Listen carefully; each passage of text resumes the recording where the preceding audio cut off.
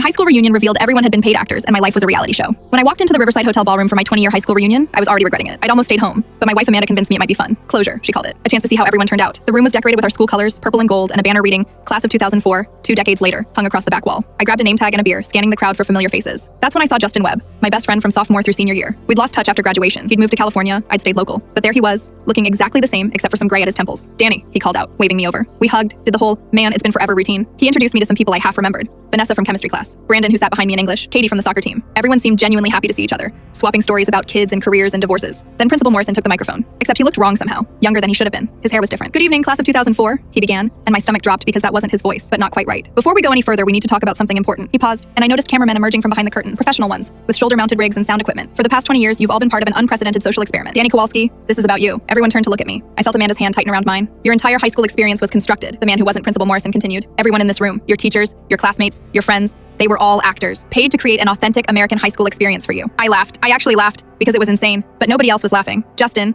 or whoever he was, put his hand on my shoulder. It's true, man. I'm sorry. My real name is Kevin. I'm 38, not 37 like you. This was my first big acting job. This is a joke, I said, looking around for cameras. For some sign this was a prank, but Amanda's face had gone pale. We need to tell you something too, Danny, she said quietly. I was brought in after college. We met at that coffee shop, remember? That wasn't an accident. I was hired to continue the observation. The room started spinning. 20 years. My wife, my life. A woman in a business suit approached with a tablet. Mr. Kowalski, I'm Dr. Patricia Hayes. I'm the lead researcher on the Authentic Experience Project. Your parents volunteered you when you were 14. They signed an extensive contract. The goal was to study social development in a completely controlled environment. You were the only real participant. My parents knew. My voice sounded hollow, distant. They visited you every holiday and summer. Dr. Hayes said gently. Those were real. Your childhood before age 14 was real. Your brother is real. He wasn't part of the study. But your high school years, your college friend group, your first job, your marriage, those were all constructed scenarios. I looked at Amanda. 20 years of marriage. Our daughter Becca, who is 17. Is Becca? She's real, Amanda said, tears streaming down her face. She's 100% real, Danny. I was supposed to leave after a year, but I fell in love with you. Actually in love. I had my contract terminated when I got pregnant. I chose you. Justin, Kevin, stepped forward again. Most of us did, man. We were supposed to fade out after graduation, but some of us couldn't. We became actual friends with you. We cared about you. The experiment ended when you turned 30, Dr. Hayes said. After that, everyone you met was real, but we wanted to tell you the truth. You deserve to know. I stood there, surrounded by actors who'd played my youth, next to a wife who'd started as a script but became something real. My daughter was upstairs in our hotel room,